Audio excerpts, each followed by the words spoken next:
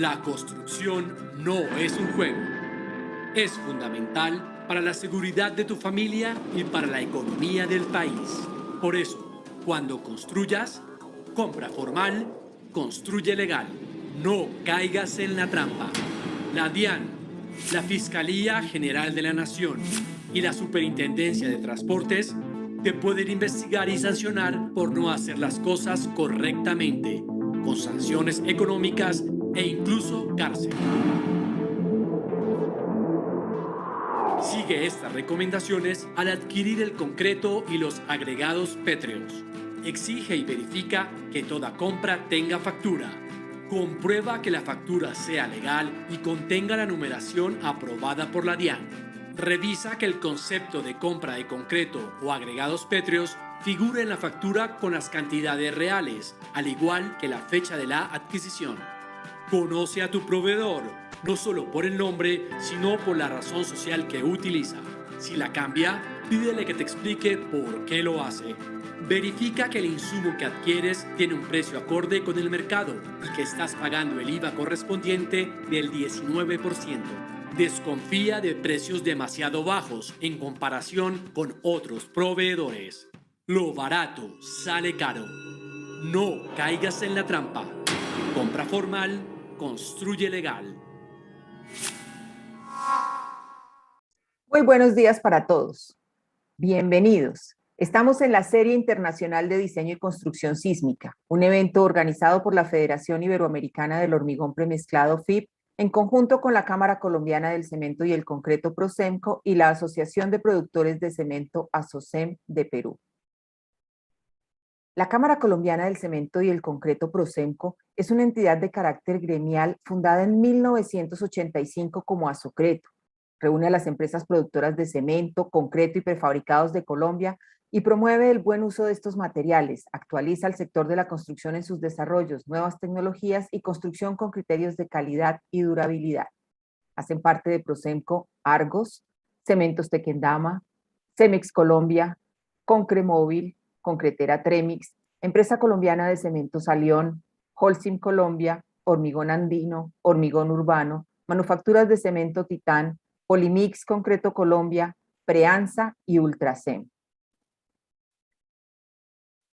La Asociación de Productores de Cemento ASOCEM, fundada en 1982, es la entidad gremial representativa de la industria de cemento y productos derivados en el Perú, cuya finalidad es la promoción y desarrollo de la industria para contribuir con el desarrollo sostenible del país. Hacen parte de ASOCEM, Cementos Pacasmayo, UNACEM y Cementos Yura.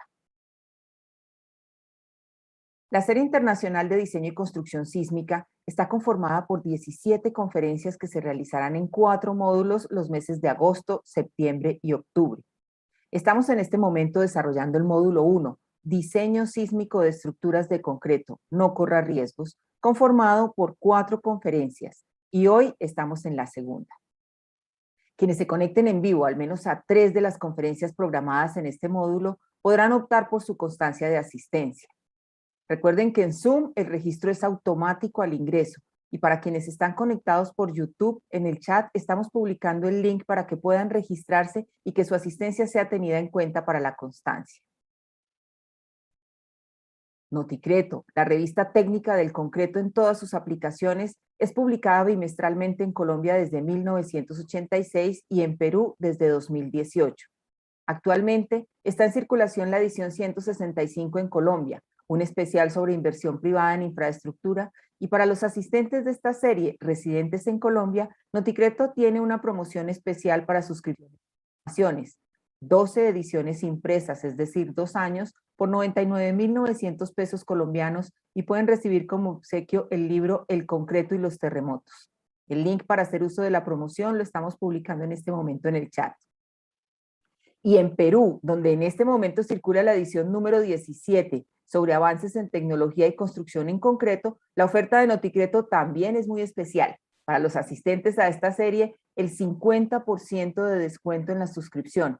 Para hacerla efectiva, deben escribir al correo electrónico k.loaiza@asocem.org.pe. Vamos a publicarlo igualmente en el chat. Bueno, y Prosemco desde 1985 tiene al servicio de la construcción en Colombia el Centro de Ensayo de Materiales CEM. Es un laboratorio de ensayos especializado en el desarrollo de planes de calidad de materiales y sistemas constructivos. Está acreditado por el Organismo Nacional de Acreditación de Colombia, ONAC, en 34 de sus ensayos y además realiza jornadas de capacitación de personal de obra en procedimientos y ensayos de calidad. La información de contacto la pueden ver ustedes en su pantalla. Este módulo se hace gracias a las siguientes empresas en Perú. Pacasmayo, productora de cemento, concreto y prefabricados en concreto. UNACEM, Unión Andina de Cementos, fusión de Cementos Lima y Cemento Andino. Y Cemento Yura, productor y comercializador de cementos en Perú. Y en Colombia también agradecemos el patrocinio de Argos, Cementos y Concretos, Master Builder Solution, el máster en soluciones químicas para la construcción, y Cementos Alión, siempre firme. Vamos a iniciar la presentación. Las preguntas e inquietudes que quieran formular a nuestro conferencista pueden enviarlas a través del chat quienes están en YouTube o por la herramienta de preguntas y respuestas QIA de Zoom. Vamos a tener entonces a continuación la conferencia Sistemas estructurales y comportamiento de los elementos, vigas, columnas, muros, pórticos.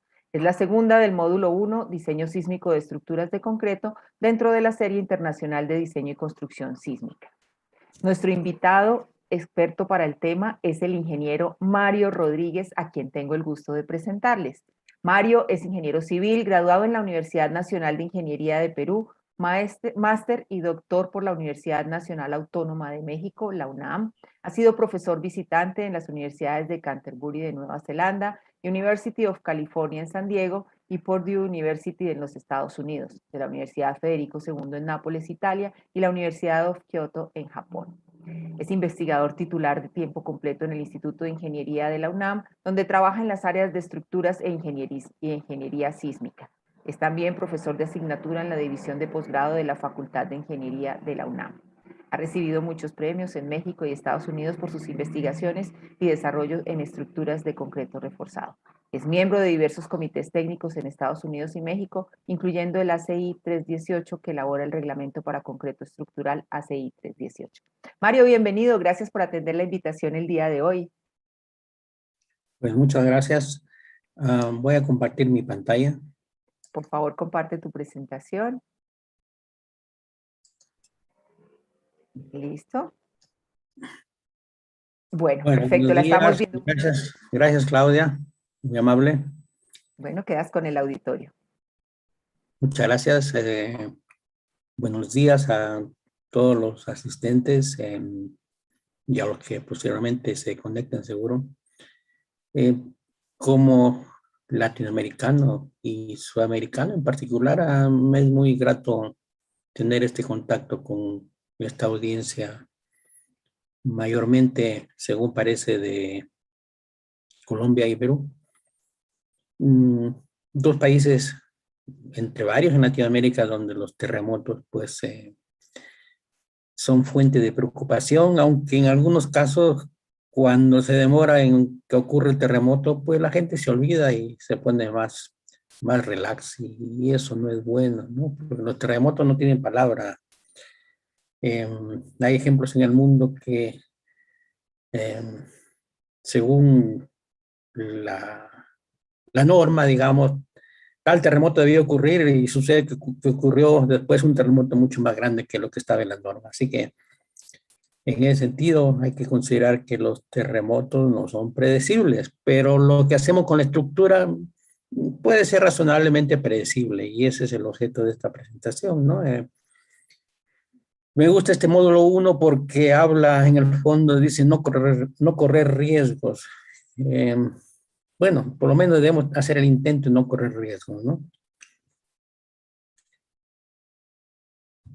Antes de entrar en particular a temas específicos de vigas, columnas, muros, me interesa tratar de responder esta pregunta, ¿no?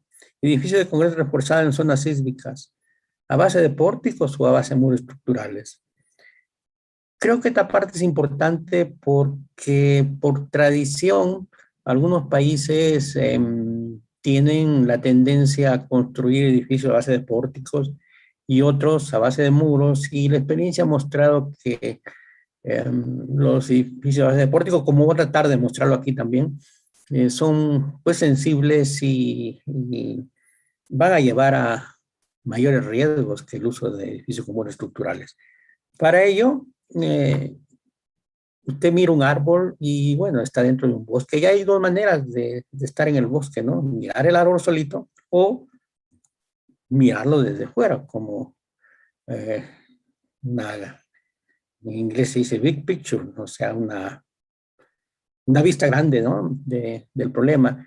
Y eso lo voy a tratar de hacer una vista grande del problema de, de edificios, la naturaleza del compromiso sísmico básica de edificios a base de pórticos, de conector reforzado, obviamente, porque es el tema, y de edificios comunes estructurales, ¿no? Y para eso tenemos que mirar el problema básico, el problema fundamental del diseño sismo resistente, ¿no? Que la demanda debe ser menor o a lo sumo igual, es decir, nunca debe exceder a la capacidad. Pero por años, yo diría décadas, esta demanda y esta capacidad se ha hecho énfasis con lo que se llama la resistencia de la estructura o de elementos estructurales y poco, o a veces nada, en cuanto a desplazamiento. Entonces, en esta parte de la presentación, lo que se refiere a demanda y capacidad relativo a los terremotos, nos vamos a enfocar a desplazamientos. ¿Por qué? Porque a final de cuentas, muchos de los daños que tienen o que causan los edificios, aun cuando los terremotos sean moderados, pueden ser por desplazamientos excesivos, que aun cuando no dañen a los elementos estructurales, si, como ocurrió en México en 2017, si se dañan los muros divisorios, que generalmente son eso, ¿no? Tienen el objeto de dividir espacios, estos muros fallan y entonces el edificio tiene que evacuar y meses o años deben pasar como ocurrió en 2017 en México, para que el edificio vuelva a ser utilizado nuevamente, ¿no? Entonces, voy a incidir en la importancia de disminuir la demanda de desplazamientos laterales en edificios de concreto reforzado sometidos a terremotos. Entonces, aquí la palabra van a ser desplazamientos laterales, van a ser distorsiones de entrepiso. Por ejemplo, tiene usted, bueno, de manera idealizada, una estructura de altura, vamos a poner voy a tratar de poner el puntero, a ver, sale, ahí está. Ya, un edificio de altura H de varios niveles, obviamente, de altura de entrepiso H minúscula. Fíjese que, ¿qué pasa si me interesa conocer el desplazamiento delta, el desplazamiento de la azotea? Bueno, resulta que en una manera aproximada, no exacta, dije aproximada, de conocer este desplazamiento del edificio, es resolver una estructura sencillita que se llama de un grado de libertad, que obviamente lo que tienen en común es el periodo, el periodo del edificio debe ser igual al periodo de esa estructura sencillita, y la estructura sencillita se mueve bajo la fuerza, puede ser el cortante basal, digamos, del edificio, se mueve un desplazamiento U, y vamos a encontrar que este desplazamiento del edificio en la azotea es igual a un factor lambda por U, donde este factor es el llamado factor de participación. O sea, si usted conoce lo que le pasa a estructura sencilla, puede tener una idea aproximada, no dije exacta, una idea aproximada aceptable del posible desplazamiento del edificio para la excitación que le esté preocupando. Y la excitación puede ser de dos tipos, ¿no? Puede ser un registro de aceleraciones que tenga como dato de un terremoto pasado, o puede ser el resultado que especifican las normas de construcción en lo que se refiere a los coeficientes sísmicos, que tienen que ver con este parámetro, ¿no? Vamos a ver.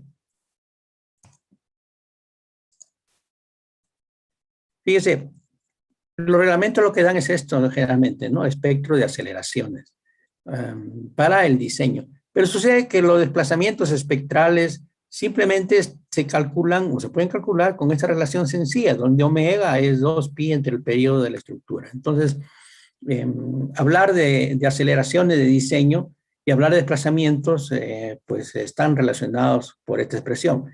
La aceleración del terreno viene a ser este valor la intersección de esta curva en el periodo cero, ¿verdad? Ahí la aceleración es la aceleración del terreno y el desplazamiento de la estructura ahí es cero. ¿Ok? Ahora, si usted este es de las normas, si usted calcula los espectros de deseo de aceleraciones o coeficientes sísmicos cuando le divide entre G, para un registro, pues no va a ser así una figura bonita como esta, sino una figura muy irregular como la que se muestra acá. Entonces, podemos, repito, conocer desplazamientos de la estructura de un grado de libertad, ya sea que vengan de la norma o que vengan de un registro de aceleraciones. Posteriormente vamos a ver que ese delta lo calculamos pues a partir del desplazamiento anterior de, digamos, SD. Delta entre H lo vamos a llamar o se llama distorsión global. Y la distorsión de entrepiso, es decir, la diferencia de desplazamientos de dos niveles consecutivos entre la altura H, suponiendo que el H es constante en todos los niveles, por ejemplo, a ese desplazamiento se le llama distorsión de entrepiso. Y podemos hacer una aproximación burda. La distorsión de entrepiso es 1.5 veces la distorsión global. Fíjese que cuando el edificio se basa de pórticos, este factor puede ser incluso un poco mayor. Puede llegar incluso a 2. Pero cuando el edificio se basa de muros, probablemente ese factor va a ser un poco menor que 1.5. Entonces, este valor de 1.5 es un valor, vamos a llamarle aproximado nuevamente, que nos da una idea de la distorsión de entrepiso, para lo cual nosotros no tenemos que analizar la estructura completa, sino todo va a ser una aproximación con base en esa estructura de un grado de libertad que comentamos hace un momento. Ahora, esto que vamos a ver en lo que sigue se refiere a estructuras de ese tipo, vamos a decir regulares en cierta manera, ¿no? Que los muros son o existen en todos los niveles. ¿Qué pasa cuando tiene el famoso planta baja débil o soft story en inglés? Lo que ocurre ahí es que de manera esquemática, obviamente, aquí no es exacto, el desplazamiento delta de la azotea es igual al desplazamiento en el primer nivel. Entonces, delta, la distorsión entre piso va a ser el delta K, que es el delta de arriba, partido H, ¿no? Y como H es la altura total H mayúscula entre N, me sale que la distorsión entre piso es N veces la distorsión global. Claro, estamos hablando de una aproximación burda de lo que ocurre en este caso, pero nos da una idea de que este es un problema sin solución. ¿Por qué? Porque si usted tiene un edificio de 5 niveles, y este DR se parece a la causa, puede que sea 1%. Si DR vale 1%, entonces acá tengo 5 por 1%, tengo 5%. No hay columna que resista 5% de distorsión.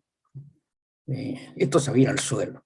Lamentablemente en algunos países, incluyendo México, se acepta esta solución y se le da una solución pues que es buena en el papel, pero no creo que en la realidad. Entonces, nuestros números o valores que vamos a comentar se refieren a estructuras regulares que no caen en estos casos, sobre todo extremo de planta baja débil. Y voy a introducir un concepto que existe, pero no se difunde mucho en la literatura, que es el índice de rigidez.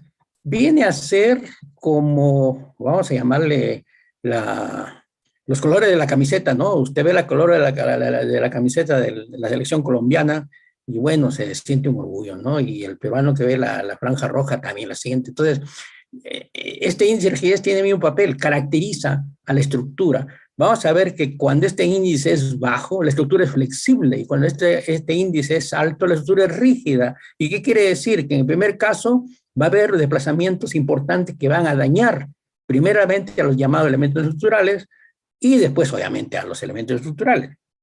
Entonces, ¿cómo está esa historia de índice de rigidez? Regresamos al edificio este de N niveles, regular, obviamente. Regresamos a la definición de distorsión global, de RM, pero ahora le pusimos M, que es el máximo. O sea, me interesa el valor máximo de este desplazamiento de la azotea, por eso aparece M.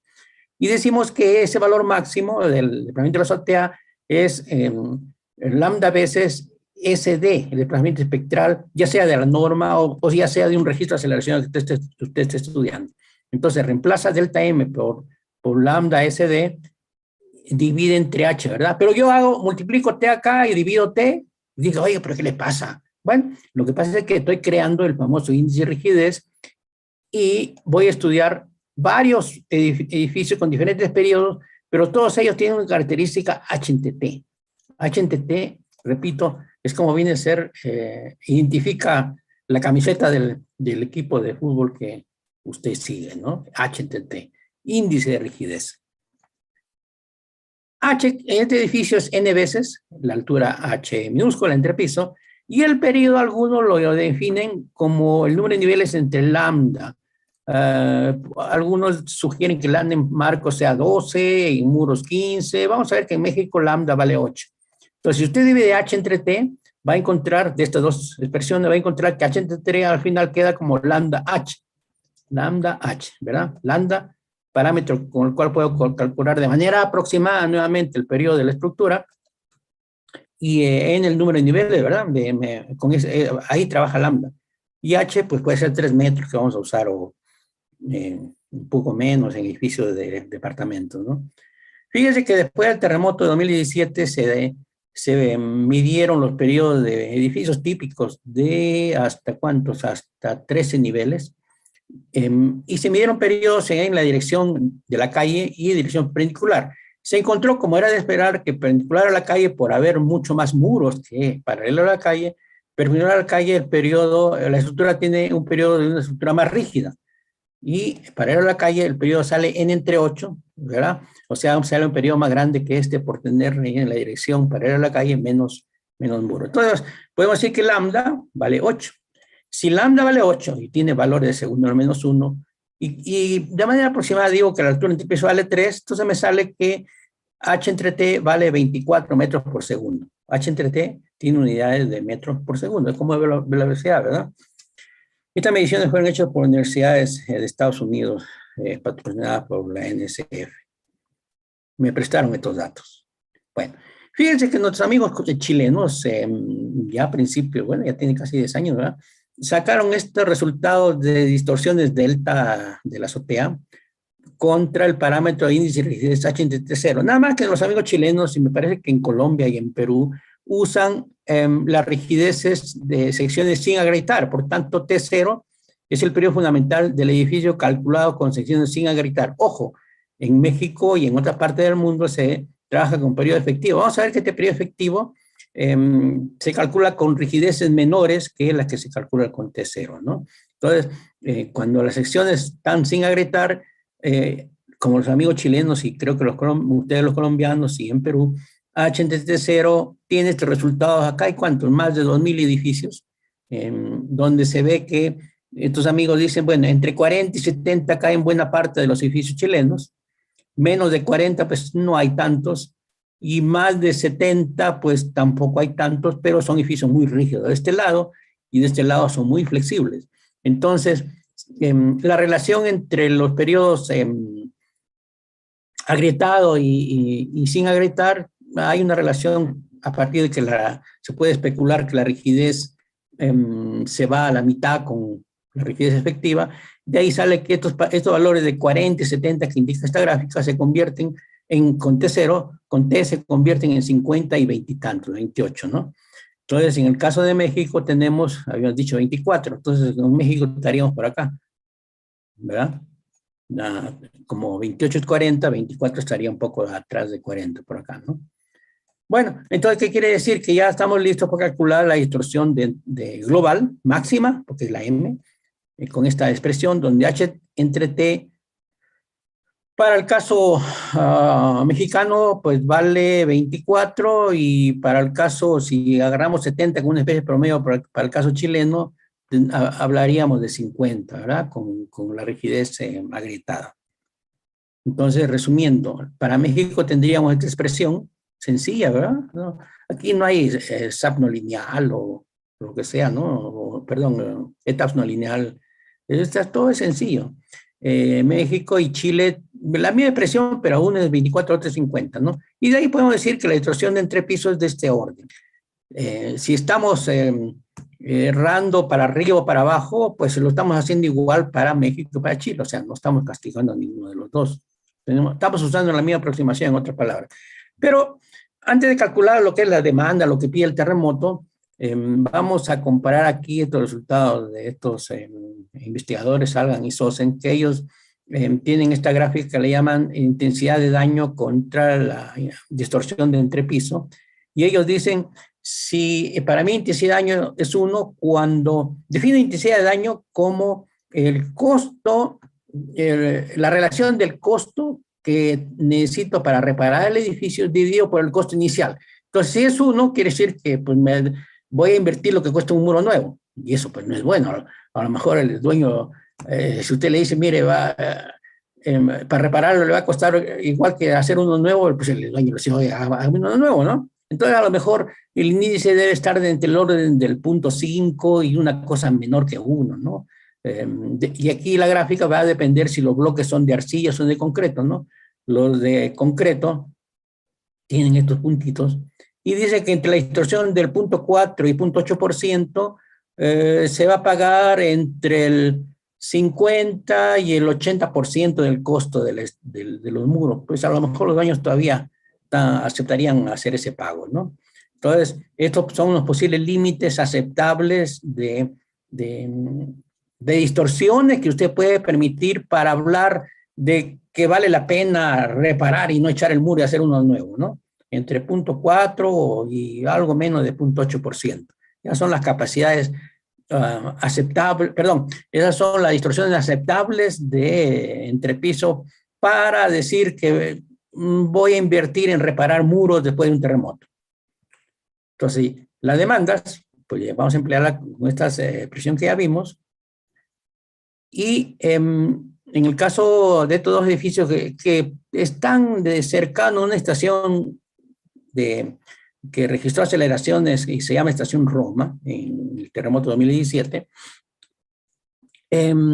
se calculan los espectros para los registros de esa estación elásticos, y aquí el gris de utilidad 2, y como estos rayas verticales identifican los periodos de la estructura de estos dos edificios, pues andan las demandas por aquí, ¿verdad? Están encima del 0.4 que mencionábamos, del límite inferior, 0.4, esta raya punteada azul, y un poco por debajo del 0.8. Bueno, esto fíjese que coincide, ¿no? Por lo menos con esta foto, se ve que este muro, pues probablemente se pueda reparar, pero pues hay que invertir algo, ¿no?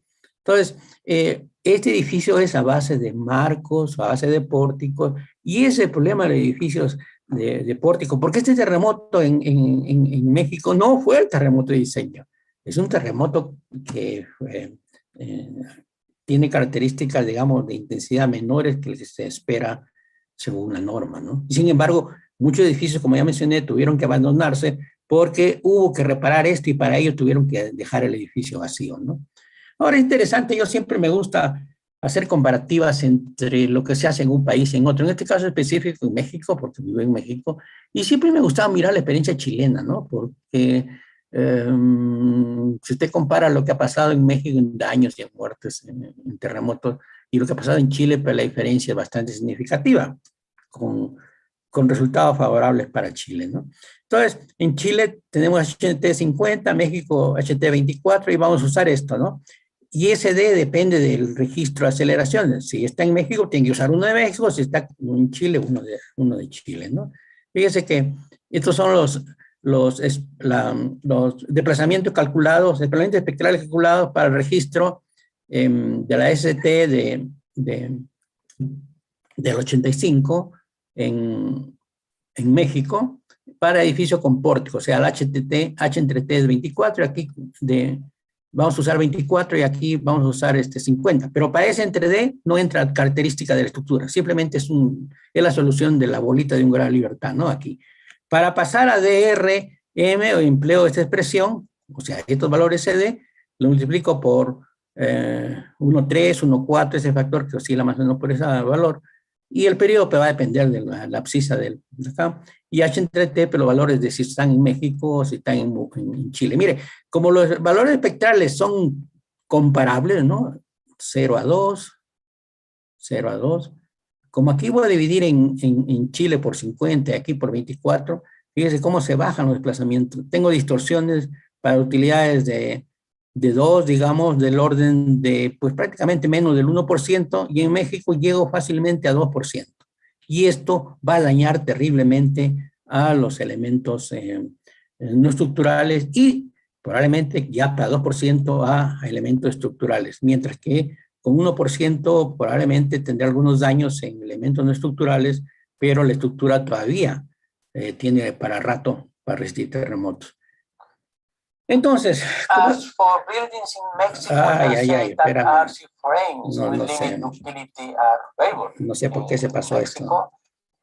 Bueno, in general, frames yo lo grabé esto y vamos a esperar que acabe. First, they have low lateral stiffness.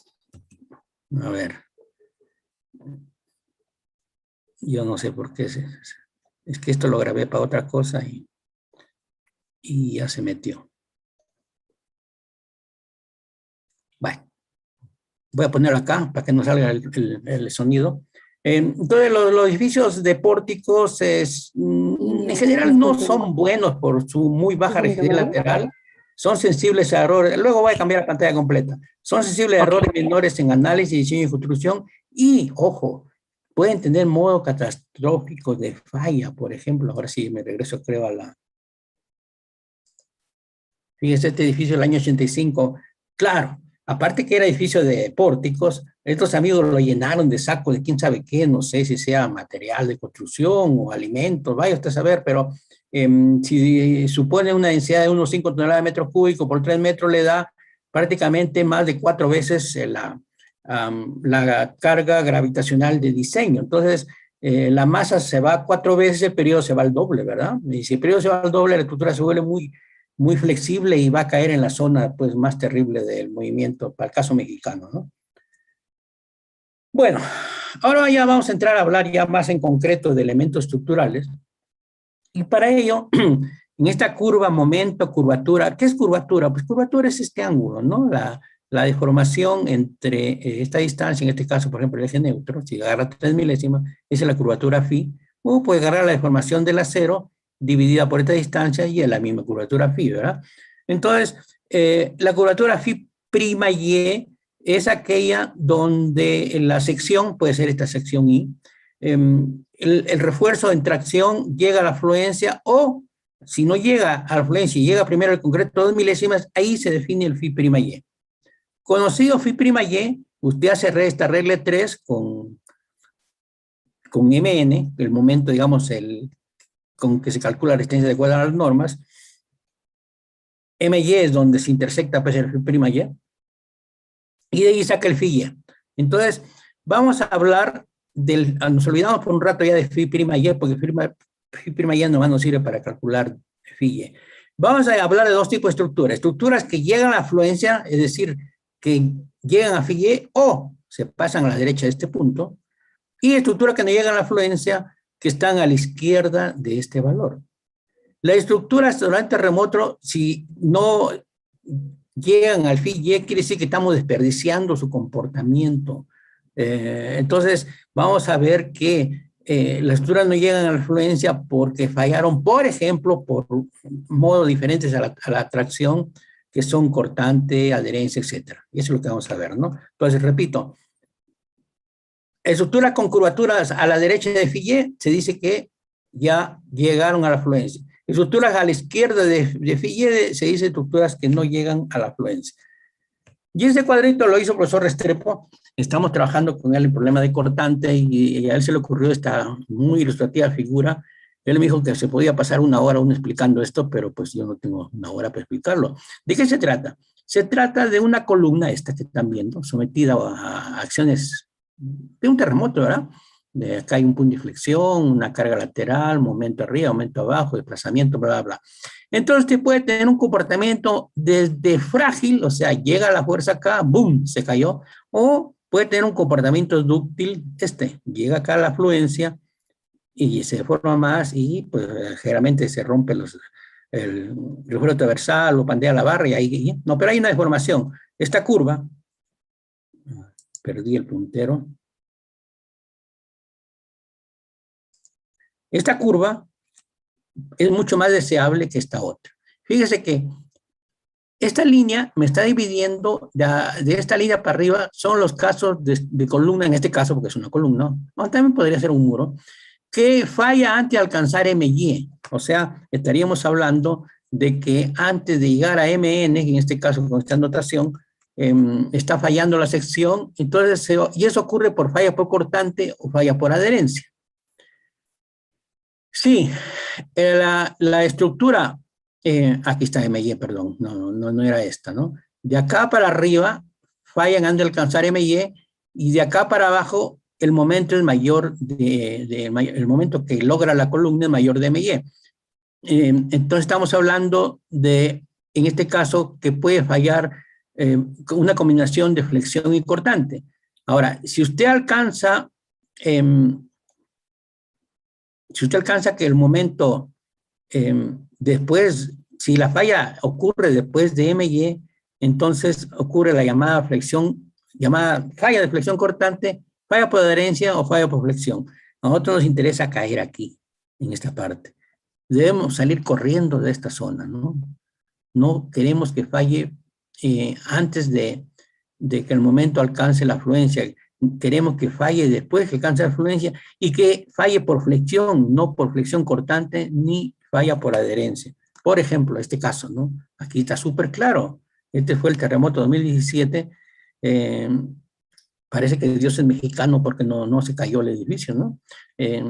Pues una falla clara de cortante, el refuerzo transversal se ve escaso. Lo interesante es que el edificio atrás es igualito y tiene unas grietas, o sea, hay que tener cuidado. Cuando usted ve un edificio que no le pasó nada, pues no quiere decir que no le pasó nada, simplemente no muestra lo que le pasó. Bueno, ahora, fíjense que si yo empiezo a cargar esta columna con una carga lateral B desde 0 hasta un máximo, ese cortante por L me da un momento, ¿verdad? Entonces llego a un primer punto que es el momento de agrietamiento, sigo aumentando la carga lateral, llego al llamado momento de diseño que es phi por MN. ¿Qué cosa es MN? MN es el momento que usted calcula con la expresión, por ejemplo, de la CI. Lo multiplica por phi y ya tiene el momento de diseño, y esto lo compara con el momento calculado último, el de demanda, ¿no? MI es parecido al MN, pero sin phi y con resistencias medias del concreto y del acero. MPR, el ACI lo calcula como si fuera MN, pero utilizando FY, en lugar de FY utiliza 1.25 FY. Usted puede calcular MPR con una teoría de la flexión aceptable, con resistencias medias, F del concreto y del acero, pero debe considerar el endurecimiento por formación del acero en la respuesta cíclica. Repito, el ACI toma en cuenta esto con 1.25 de FY. MSD es equivalente a MPR, pero se calcula con resistencias medidas. Por ejemplo, cuando usted ensaya una columna, en laboratorio obviamente, usted conoce las resistencias medidas, o ha medido las resistencias de cilindro y concreto para esa columna y del acero de refuerzos, ¿no? Por eso acá son rayitas horizontales, son las medias, y el sombrerito son medidas. Y M máximo es la resistencia realmente, la real. En realidad la resistencia es una. Algún profesor conocido decía que no hay dos resistencias, y tiene razón, no, la resistencia es esta, M max. Las otras son medidas alternativas de resistencia, pero en realidad la resistencia es esta, M max, ¿no? Vamos a hablar rápido de rigidez efectiva, porque este es un tema que está como escondido, y sobre todo algunas normas, como ya mencioné en Sudamérica, no consideran rigidez efectivas, consideran las secciones agrietadas, un doceavo de BH cúbico, ya está. Bueno, sucede que la rigidez efectiva es la pendiente de la curva M curvatura, ¿no? Ya definimos curvatura, este ángulo.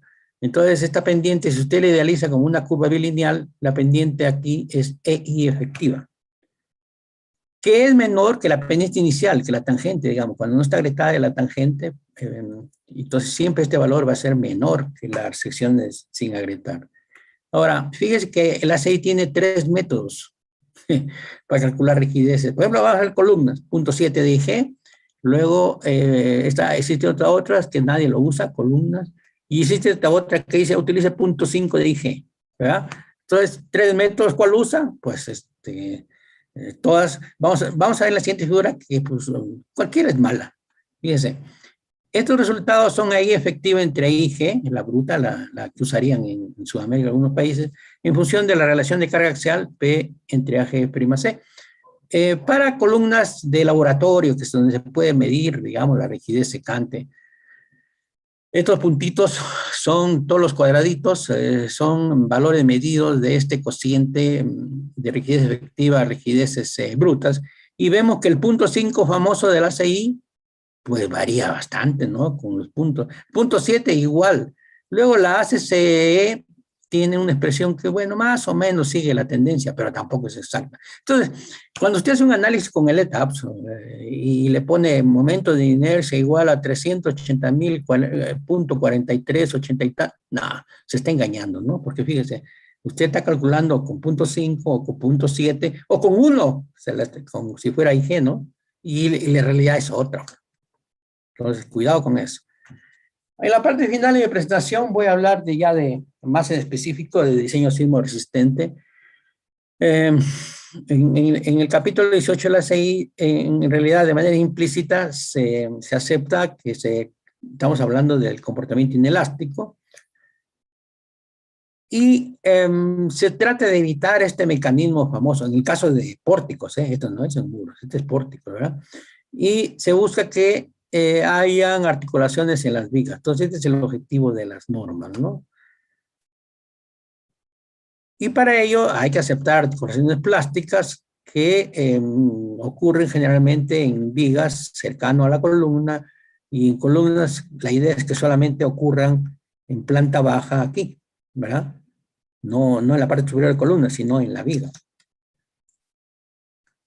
Voy a hacer aquí un ejercicio sencillo.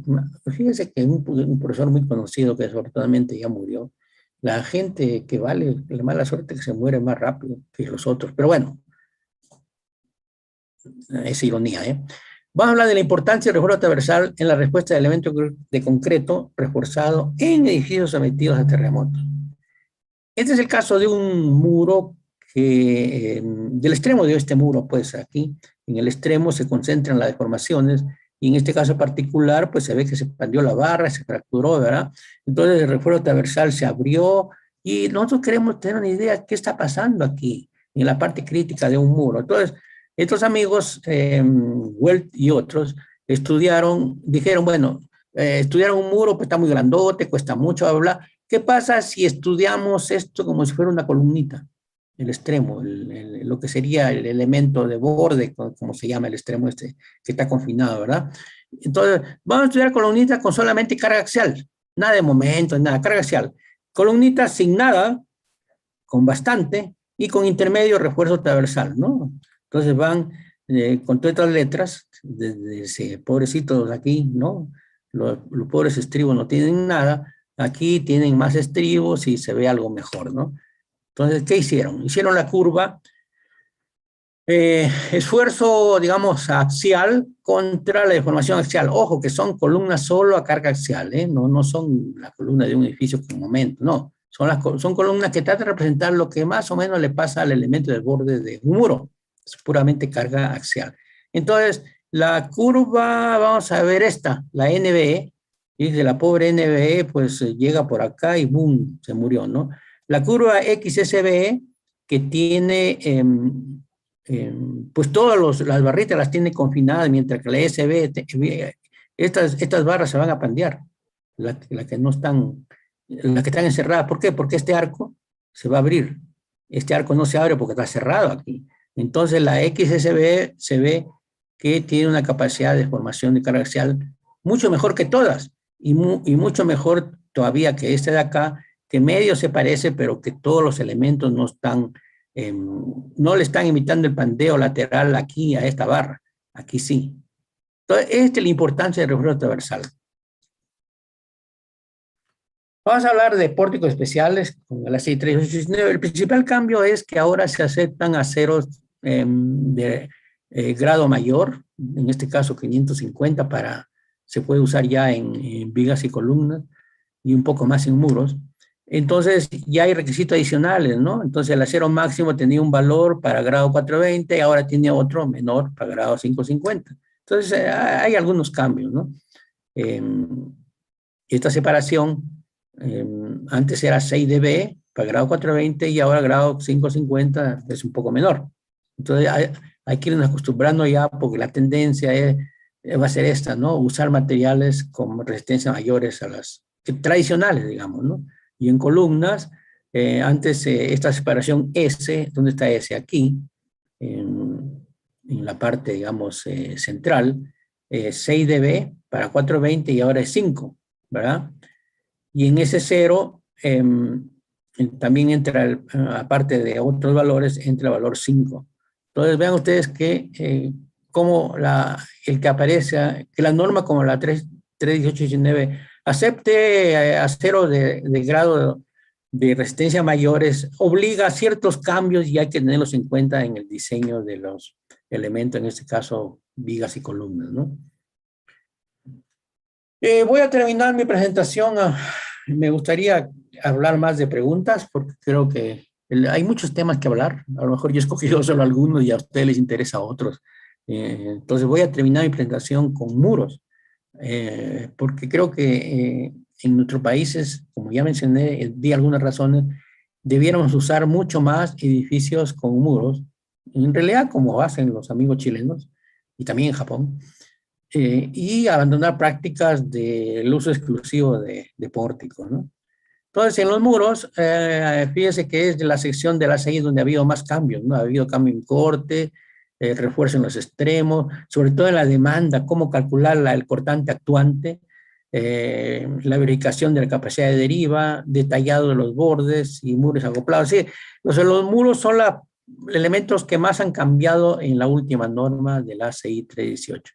Entonces, en el muro lo que hay que tener presente es que existen los llamados elementos de borde que tienen un tratamiento especial porque es ahí donde se concentran las mayores deformaciones bajo acciones sísmicas, ¿no? ¿Qué implica acciones sísmicas? Porque hay desplazamiento lateral, ¿verdad? Ahora, fíjense que antes se hablaba de muro de cortante. Ahora la idea de hablar de muro estructural, porque la palabra muro de cortante como que da mala impresión, dice, bueno, va a fallar a cortante, mentira, usted puede diseñar, y ese es el objetivo ahora de la norma 389, usted debe diseñar el muro para que falle por flexión, no por cortante. Entonces, ¿cómo lo va a llamar muro y cortante? Hasta el nombre, digamos, ese es lo malo que a veces se quedan con nombres como estigma y los ingenieros se quedan preocupados por el nombre y no por la realidad, ¿no? Barra longitudinal, voy a ver la figura, ¿no? Lo que le está diciendo es, vamos a suponer que usted debe cortar aquí las barras, entonces usted debe extenderse al menos 3.6 metros encima al nivel superior, ¿no? Pero no es necesario que se extienda más allá de LD, ¿verdad? Si es de LD, entonces cumple con 3.6 y cubre LD aquí. Ese es el cambio que ha habido ahora, ¿no? Otro cambio es que está prohibido hacer traslapes en las secciones críticas y se define bien cuál es la sección crítica, ¿no? Una sección dice 6 metros y LD es aquí está, ¿no? Esta altura debe ser mayor que HCX, 6 metros, ¿verdad? Y eso usted lo tiene que verificar en los llamados elementos o regiones de borde, ¿no? La idea ahora del nuevo cambio de la norma es hablar de un muro controlado por flexión. En realidad es un nuevo sistema estructural sismo-resistente porque con este muro usted garantiza 100% que no va a haber problema de cortante, ¿no? Y para ello, para diseñar por cortante se emplea en realidad concepto de diseño por capacidad. ¿Qué quiere decir? Que cuando usted, por ejemplo, diseñaba antes una columna con un cortante igual a 2 veces el momento MPR partido a la altura de la columna y de ahí se acaba el cortante, no con el cortante del análisis, sino con el cortante de los MPR de los temas de la columna. Aquí, de manera semejante, se utiliza MPR y un factor adicional que vamos a ver. Aquí, recordando a Hardy Cross, que no se trata de analizar por gusto, ¿no? Sino analizar la estructura para diseñarla. Y aquí voy a hablar de este edificio, ya enseñado hace algunos años por el profesor Restrepo en la Universidad de California de San Diego. Este video es interesante porque nos da una idea, o nos muestra de manera, digamos, objetiva, o sea, no es un libro, son resultados medidos, de qué le pasa a un edificio, claro, sencillo, pero a base de muros, sometido a acciones sísmicas, ¿no? Acciones de un terremoto. Vean ustedes que el momento que calcularía el ingeniero que resiste el muro sería esta línea roja. Y resiste un momento mayor, ¿no? Casi tres veces, ¿no? El momento máximo es casi 3 veces el momento que calcula el ingeniero, ¿verdad? Esa es la sobreresistencia, digamos. Este es el momento de volteo contra el desplazamiento de la azotea.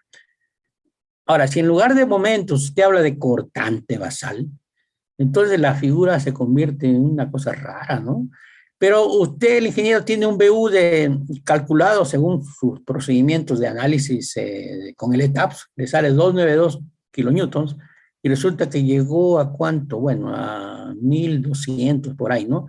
1200 entre 292 le da más de 4 veces. Quiere decir que el cortante máximo contra el cortante que calcula el ingeniero es 4 veces más.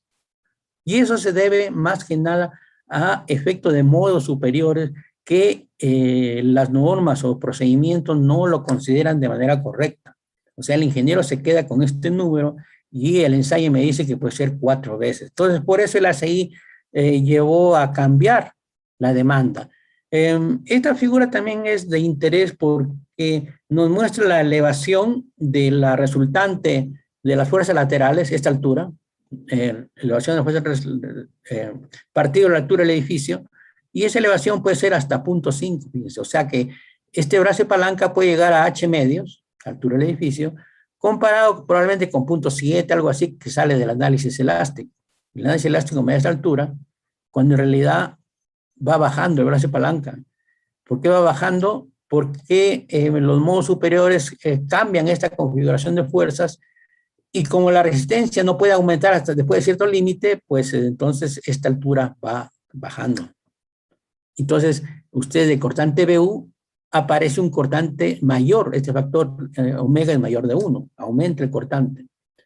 Entonces, el ACI lo que está haciendo es, dice, bueno, mi cortante de diseño, BE, va a ser igual al cortante del análisis, lo que me da el ETAPS y bla, bla, bla, multiplicado por 2 factores. Uno es el factor de sobreresistencia, el factor omega B, que es el momento de PR entre MU, y omega minúscula B es el factor que toma en cuenta la aplicación dinámica. Entonces, este factor de aplicación dinámica, ¿cuál es la aplicación dinámica? Esta, que estamos viendo, que el cortante va bajando. Y el otro, omega mayúscula B, es la sobreresistencia. Por eso es que habla de sobreresistencia que varía. Él dice, para esta altura es el mayor de 1,5 o del cociente MPR entre MU, ¿verdad? Para alturas bajitas es 1, pero los muros generalmente van a caer en esta parte, ¿no? Que la altura es mayor que la longitud del muro. Entonces va a ser al menos 1,5 o un poco más de 1,5. Este cociente puede ser más de 1,5. Y omega está dado por esta expresión, ojo con NS. Aquí hay un error. En la norma, en inglés está bien, porque pues está en inglés. En inglés HWCS dice N, NS debe ser mayor que esto, pero HWCS es la altura del muro en pulgadas. En la traducción en español le han puesto la altura del muro en milímetros, mentira. Si usted va a trabajar, por ejemplo, metros, el factor se va a convertir en 0,28 y la altura en metros. O 0.003028 si la altura es en milímetros. Entonces, cuidado, eso es un error que no ha corregido el ACI, ¿no? En pulgada está bien. Esta expresión, si usted utiliza esa altura en pulgada, entonces NS es correcto. La resistencia cortante BN no ha cambiado, pero ahora, antes había un capítulo de muros y un capítulo de muros en sismo, y ahora la expresión del capítulo 11 de muros es la misma del capítulo 18, porque el muro no sabe si está en sismo o no está en sismo, ¿no? Para terminar, voy a hablar de cómo el diseño ahora de muros se enfoca en desplazamientos. Y para ello, ¿qué quiere decir? Que básicamente esta es la sección del muro sometida a momentos y debido a cargas laterales y carga axial. Entonces, la distribución de deformación, no se mueve bien esto, la distribución de deformación es esta, ¿no? Del acero por acá, de este punto a la derecha en compresión, tengo 3 milésimas aquí y esta parte de deformación son más grandes, 3 milésimas. Entonces el concreto es bueno hasta 3 milésimas y de ahí para adelante se define la región que define el elemento de borde. Usted tiene que confinar esta parte con esta flecha en rojo. ¿Qué quiere decir confinar? Que como el concreto no resiste más de 3 milésimas y de aquí a la derecha tengo más de 3 milésimas, necesito refuerzo transversal. Ese es el chiste físico de requisito de confinamiento en muros. Y para ello, la expresión es la misma, es de la demanda, ¿no? Que 1.5 veces delta U partido de la altura del muro debe ser mayor que este valor, ¿verdad? Ahora, con esta expresión usted dice, si esto es mayor, entonces requiere elementos de bordes especiales. Si es menor, no requiere. Pero ¿qué pasa si requiere? Entonces, si se requiere elemento de borde, dice, se debe cumplir I más esta o la última. A mí no me gusta esta, porque esta es una expresión nueva. No me gusta porque no toma en cuenta de manera explícita el pandeo de la barra. El pandeo de la barra es función de la separación de estribos entre el diámetro de la barra, y aquí no parece. Bueno, entonces el ACI tiene estas dos opciones. Escoge el camino 1, que es I más doble I, o el camino 2, que es el triple I. Ojo que en el triple I, este viene a ser la capacidad, ¿no? Esta es la capacidad.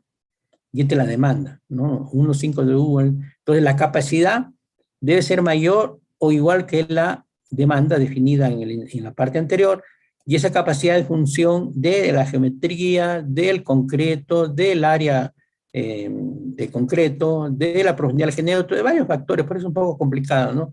Yo creo que los ingenieros se van a quedar con I más 2I, o sea, esta y esta, y pocos se van a ir con esta otra por ser más elaborada, ¿no? Los elementos de borde, ahora en vista que nuestros amigos gringos por muchos años han usado 90 grados y 135 y los ensayos han demostrado que pues, no sirven, como muestra ahí. Ahora el cambio está en que como en Latinoamérica nunca se ha seguido muchas veces a los gringos, felizmente no se ha seguido, ahora todos son a 135, incluyendo, fíjense, los elementos del alma. No solamente en la parte del borde, el elemento de borde, sino el alma tiene que tener estribos de esta índole. Este es el cambio importante en el 318-19. Bueno, entonces este refuerzo se debe distribuir en la altura con ciertos requisitos como se menciona ahí, ¿no? Ahora, si no se requieren elementos especiales, el ACI sugiere estos requerimientos que es función, como ahora ya se aceptan, fíjese, hasta grado 690, no solo 420, entonces va a depender del grado, ¿no? Va a depender del grado, qué es lo que va a hacer usted con el detallado cuando no requiere elementos especiales de borde, ¿ok? Ese es el otro cambio del ACI actual. Y con ello pues termino. Y con mucho gusto dejo espacio a preguntas. Como dije, he tratado de tomar algunos puntos que considero de interés, pero habrán otros que seguramente están pendientes y a ustedes les interesa y a la orden, pues. Bueno, pues Mario, muchas gracias por tu conferencia, llena de muchos conceptos de gran importancia para entender cómo es que se comportan las estructuras en los sismos y como dice nuestro título de este primer módulo, no correr riesgos. Gracias también a nuestros patrocinadores de hoy. De Perú tuvimos a Pacasmayo, empresa productora de cementos concretos y prefabricados, UNACEM, Unión Andina de Cementos, Fusión de Cemento Lima y Cemento Andino, y Cemento Yura, productor y comercializador de cementos. Y de Colombia tuvimos a Argos, Cementos y Concretos, el máster en soluciones químicas para la construcción, y Cementos Alión, siempre firme. Bueno, antes de pasar a la sesión de preguntas con Mario, quiero invitarlos a ustedes, nuestros asistentes, a expresarnos su opinión sobre la conferencia que acaban de escuchar. En pantalla vamos a dejar un QR y además publicar en el chat un link. Los dos van a una encuesta de satisfacción que es cortica y además allí nos pueden sugerir expertos y temas para nuevas conferencias. Bueno, entonces pasemos a la sesión de preguntas con nuestro ingeniero invitado, el experto Mario Rodríguez. Él va a atender las preguntas que ustedes nos han formulado a lo largo de la conferencia. Entonces, hay de todos los tipos de preguntas, Mario. Hay una de un concepto muy sencillo, pero que hay alguien que quiere que por favor le hagas alguna observación al respecto, y es qué quieren decir los grados de libertad. Bueno, imagínense una persona que se va a mover con 2 grados de libertad. Entonces, ese amigo, imagínense que se mueve en un pizarrón y no puede salir del pizarrón. ¿Por qué? Porque se puede mover en X y en Y no se puede mover en Z. Más o menos esa es la idea de grado de libertad. Ok. Un grado de libertad es lineal, 2 es un plano y 3 es en el espacio. Ok, gracias, Mario. Mario, nos pregunta Carlos López, en un modelo de muros losa plana sin vigas, ¿se debería tener en cuenta el efecto de la losa en el cálculo de las derivas y en un diseño de resistencia? ¿Deberían usarse los escenarios de fisuración de la CI? Bueno, en realidad, si no hay vigas, la losa va a conectar a un muro con otro y va a tratar de hacer el papel de viga, ¿no? Entonces, hay 2 temas a tratar. Uno es ese, como elemento que une muros, entonces es como si fuera una viga, entre comillas, ¿no? Pero hay un segundo tema que es nuevo relativamente, incluso en Estados Unidos, porque aparece en las normas recién en 2017, que es que la losa también es un elemento estructural sometido al sismo, es decir, en la losa viajan fuerzas horizontales. De hecho, las fuerzas sísmicas nacen, obviamente vienen del terreno, pero llegan primero a las losas en el plano horizontal y de ahí viajan a los elementos verticales. Entonces, esas losas deben resistir las fuerzas horizontales y es un concepto nuevo, incluso en México recién la norma lo está considerando, pero generalmente las normas de muchos países no lo consideran. No sé si eso responde a la pregunta. Bueno, gracias, Mario.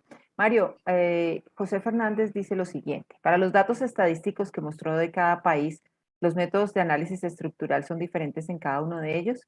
Si son diferentes métodos, ¿es objetivo hacer comparaciones?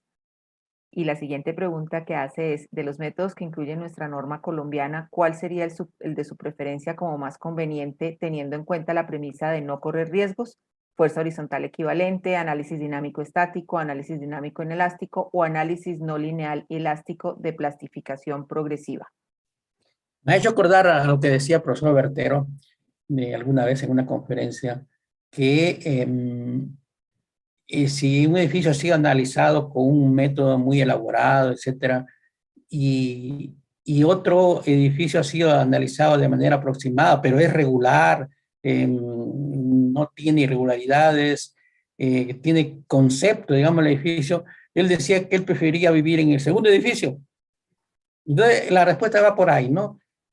Se trata de no que necesariamente el programa de computadora va a resolver el problema, se trata de conocer las limitaciones del análisis que estoy realizando.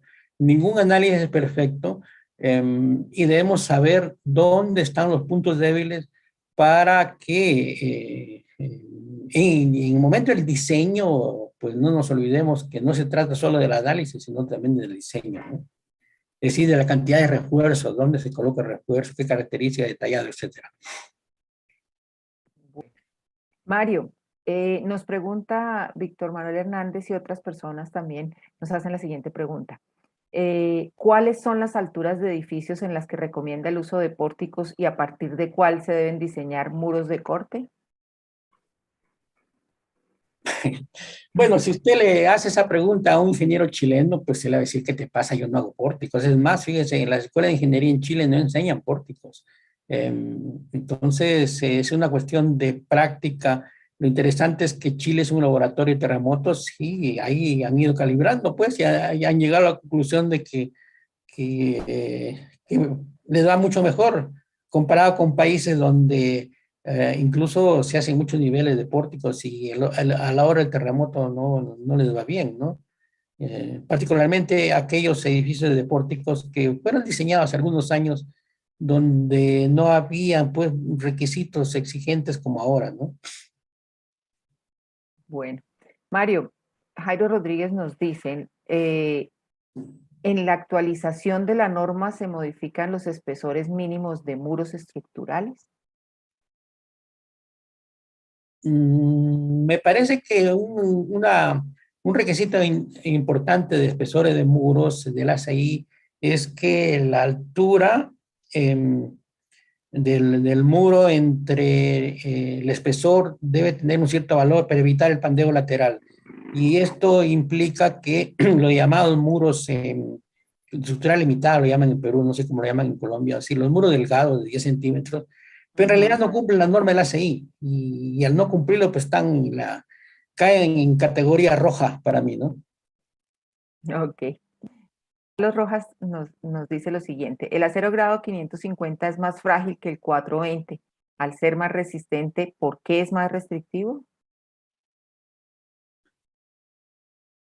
El hecho de tener un acero de mayor resistencia implica ciertos cambios. Por ejemplo, la dimensión mínima de columna, que es veintitantas veces el diámetro, tiene un valor para grado 420 y tiene otro valor para acero de mayor resistencia porque esa dimensión va a depender o es función del esfuerzo de fluencia. Entonces, hay que hacer algunos ajustes, ¿no? También la separación de estribos, el famoso 6 dB, es para grado 420 y se baja a 5 dB para grado 550 y se debe al que pues se está usando un FI mayor, ¿no? Ok. Bueno, Bumber Ramírez nos dice, ingeniero, excelente ponencia, tengo una consulta. En el caso de Perú, en estructuras de albañilería, ¿qué falla es la más esperada en sismos severos, sabiendo que los elementos tienen poca resistencia tanto en albañilería y en concreto? Bueno, cuando usted me dice albañilería, yo en mi mente pongo no más de 3 niveles, ¿no? Entonces, con una cantidad razonable una densidad, como se llama, de muros de albañilería o de mampostería, creo que muchos terremotos en el mundo han mostrado que no hay problema, ¿no? Pero si usted tiene una planta baja débil y todos los muros del mundo arriba, pues ese edificio a lo mejor ya se murió o se va a morir en el siguiente terremoto, ¿no? Es cierto. Bueno, nos pregunta Sergio Cruz, ¿es recomendable diseñar las nuevas estructuras o hacer un chequeo por análisis no lineal para garantizar los rangos de salvaguardar la vida de los habitantes o garantizar la utilización inmediata? A ver, ¿puede repetir la pregunta? ¿Es recomendable diseñar las nuevas estructuras o hacer un chequeo por análisis no lineal para garantizar los rangos de salvaguardar la vida de los habitantes o garantizar la reutilización inmediata? No sé si la pregunta se refiere a estructuras existentes, cómo revisarlas, o si se refiere a estructuras nuevas. Si usted aclara, con gusto pues, la respuesta es larga, dependiendo de cada uno de los dos. Bueno, vamos a esperar que él nos conteste. Él está conectado por YouTube, entonces tiene un delay de unos 20 segundos. Mientras nos da respuesta, vamos a pasar a otra pregunta. Emanuel David Colmenares nos dice, ¿qué opina de los códigos que controlan la deriva con un valor único para diferentes sistemas estructurales? No, pues no puede ser, porque la deriva de un edificio con muros, pues por sí solo los muros con el mayor terremoto del mundo no se van a desplazar 3%, pues en cambio un edificio de pórticos con un terremoto fuerte sí puede llegar a 3%, ¿sí? Con daños severos obviamente. Entonces, la deriva debe ser función del tipo de sistema estructural, ¿no? Ok, y él nos hace una segunda pregunta. Al cambiar la norma ACI 318-19, ¿buscar aceros de mayor resistencia también debe mejorarse la calidad de los concretos? Más que nada para el refuerzo transversal sí, porque si usted va a usar un refuerzo transversal de mayor resistencia, no tiene caso si no usa un concreto de mayor resistencia. De hecho, los japoneses, por ejemplo, han llegado a hacer ensayos de columnas con refuerzos transversales mucho mayores de lo que tiene la ACI, pero con concretos también mucho mayores, o sea, concreto de alta resistencia, ¿no? Entonces, es una incongruencia, en otras palabras, usar refuerzo transversal de alta resistencia y concreto normal, digamos. Ok. Norman Leca nos dice, en un edificio de 4 niveles, 17 metros de altura, un eje en donde solo hay muros estructurales en los 4 niveles, ¿es necesario utilizar vigas peraltadas en los otros pisos o solo usar la conexión muro-losa? ¿Se refiere que en un eje no hay vigas, es solo losas? No entendí. Muros estructurales. Dice, en un eje donde solo hay muros estructurales, en los 4 niveles es necesario utilizar vigas peraltadas en los otros pisos. No, yo tampoco lo entiendo mucho, pero bueno. O solo usar la conexión muro-losa. Bueno, por ejemplo, en Chile ellos no usan vigas, usan las losas mismas, son lo que conectan los muros, ¿no? Pero por la buena densidad de muros, yo no veo que la losa tenga que tomar demandas excesivas, ¿no? Bueno, Jaime Camargo nos dice qué tan recomendable y qué aspectos considera importantes para la combinación de sistemas pórticos, muros en Colombia. Yo he visto que si usted tiene un sistema de pórticos y aun cuando coloque pocos muros, realmente el trabajo es de muros. Es decir, los muros tienden a tomar, aunque no esté lleno de muros, en una combinación muro-marcos, los muros pueden tomar la mayor parte del sismo y eso está bien. Lo que no está bien, y eso quise hacer énfasis en la primera parte de mi presentación, es usar solo pórticos porque ya mencioné, son sensibles a varios factores, ¿no? Uh-huh. Mario Jaime Andrés Gómez nos dice, ¿qué opina de las losas de transición? No sé qué son los de transición, si me la definen. Son las losas donde cambia el sistema estructural. Por ejemplo, en sótanos venimos aporticado y con ¿cómo se llama? Con muros de muros exteriores y de ahí hacia arriba un sistema de construcción con muros industrializados. Bueno, parece que se está refiriendo, creo que la literatura lo llama losa de transferencia, ¿no? Es decir, Ujú. esa losa de transferencia eh, es una discontinuidad que recibe unas fuerzas, encima de la losa recibe unas fuerzas y inmediatamente debajo otras, entonces hay un cambio que la losa debe tomar por resistencia, en su plano debe tomar esas fuerzas, ¿no? Entonces, ahí no, entramos a un diseño obligatorio de una fuerza horizontal para que sea resistida por la losa. Ok, gracias Mario. Mario, Iván Peroso nos dice, para el refuerzo de edificaciones aporticadas existentes a la acción sísmica, ¿sería entonces más eficiente agregar muros o pantallas que hacer recrecido de las columnas? Un regreso. Sí, por supuesto, ¿no? Claro. Eh, Bueno, John Faber Gallego nos dice, ¿está de acuerdo en que combinar pórticos con muros en la proporción adecuada puede ser conveniente? ¿A partir de qué altura? bueno, yo no sé si hay una proporción adecuada, porque en el momento que los muros toman más en la mayor parte de las fuerzas laterales, pues yo estoy contento, ¿no? Pero si ocurre lo inverso, me pone preocupado, ¿no? Si los marcos toman la mayor parte de lo que toman, las fuerzas laterales toman la mayor parte de los pórticos y los muros toman poco, o sea, aparte que es raro, pues a mí me preocupa, ¿no? Claro. Bueno, Mario Arlín Díaz nos dice, quiero realizar una pregunta. ¿Cuál método de diseño sería el más adecuado para una zona donde hay muchos sismos? ¿Cuál método de diseño? No entendí la pregunta, ¿cuál método de diseño sería adecuado? Bueno, en principio lo que hay que hacer es, usted está en el país X, tiene que cumplir con la norma del país X, ¿no? Ahora, si Ajá. usted tiene un conocimiento que le permite plantear una solución diferente, tiene que demostrar a los responsables de las normas, tiene que demostrar que su solución es igual o mejor que lo que pide la norma. Entonces, no sé cómo responderle a su pregunta específica, pero por eso es importante que la norma de diseño vaya caminando no lejos del estado del arte, ¿no? Para que ese sea el mejor diseño, creo que es la pregunta, ¿no? Ok. Mario, dentro del reforzamiento de estructuras existentes se ve a muchos proyectistas reforzar sistemas de marcos estructurales agregando muros ¿Qué tan efectivo es este proceder? Pregunta Leonard Carrasco. A mí me gusta esa solución, pero por supuesto hay que revisar, ahí hay el problema es que usted está agregando algo nuevo a una estructura existente y ese algo nuevo tiene que integrarse. ¿Cómo integro un muro a un edificio existente? Eh, Ahí viene lo delicado, ¿no?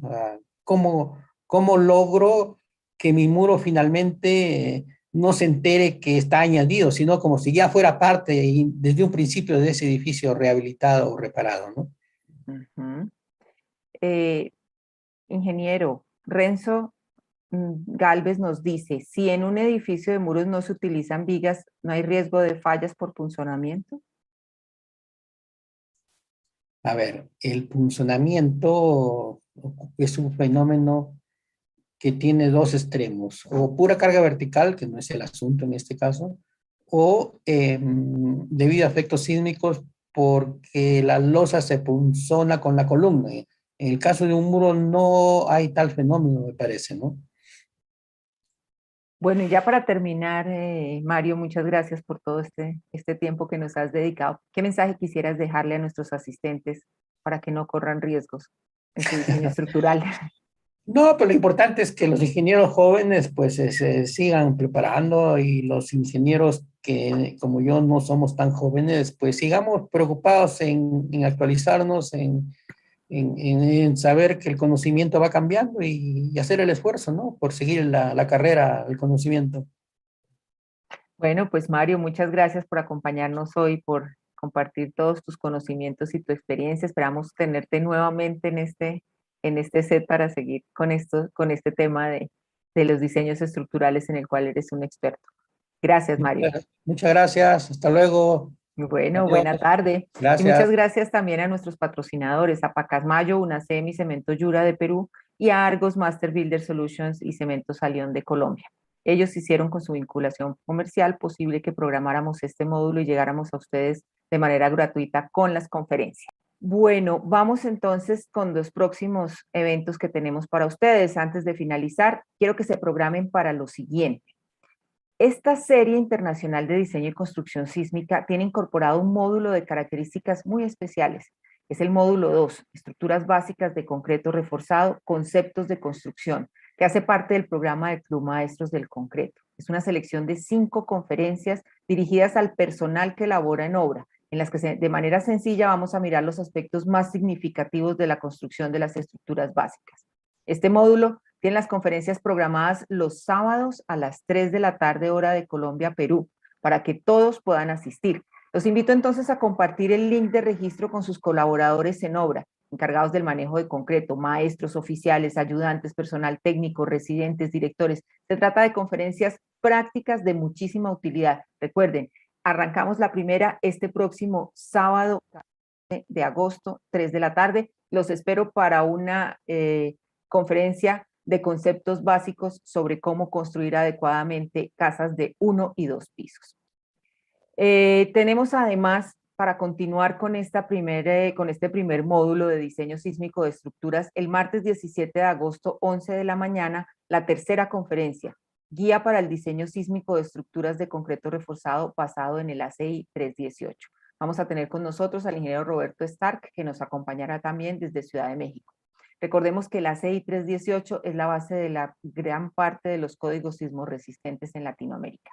La inscripción que hicieron para asistir a la conferencia de hoy es válida para toda la serie, así es que van a recibir el link de conexión en sus correos electrónicos. En el chat vamos a publicar el link de registro para que puedan compartirlo con las personas que consideren que que es importante que asisten a este ciclo de conferencias.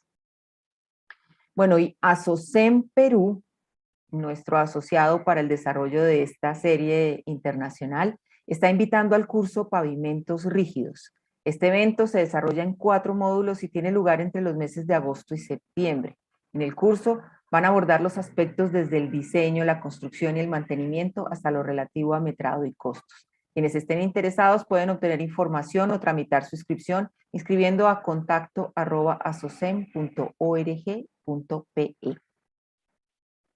Y desde ya los invito a separar del 28 de septiembre al 1 de octubre. En esta semana vamos a tener la RC 2021, la reunión del concreto virtual, el máximo evento de la construcción en Latinoamérica. Allí vamos a ver lo último en tecnología del cemento, el concreto y los prefabricados para edificaciones e infraestructura, con conferencias en diferentes ejes temáticos. La asistencia es sin costo gracias a las empresas que lo patrocinan.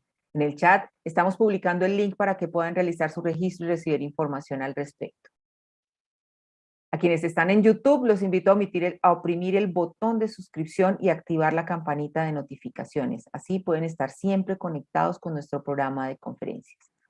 A partir de mañana, la grabación de la conferencia del día de hoy va a estar disponible en los canales de YouTube de Prosemco y Asocem para que puedan revivirla y mirar los aspectos que quisieran profundizar. Y para quienes están interesados en las presentaciones de las conferencias de este módulo, van a estar disponibles por demanda en nuestra página web www.prosem.co una vez concluya el módulo. Recuerden que los suscriptores de Noticreto pueden descargarlas sin costo. Los invitamos a seguirnos en redes sociales para estar informados sobre nuestras actividades. Pueden encontrar a Prosemco en Twitter, Facebook, LinkedIn e Instagram y a Asocem en Facebook y LinkedIn. Agradecemos al ingeniero conferencista el día de hoy, a Mario Rodríguez, nueva conferencia, a nuestros patrocinadores, Pacasmayo, UNACEM y Cemento Yura de Perú, y a Argos, Master Builder Solutions y Cemento Salión de Colombia. Pero sobre todo, muchas gracias a ustedes por haberse conectado el día de hoy.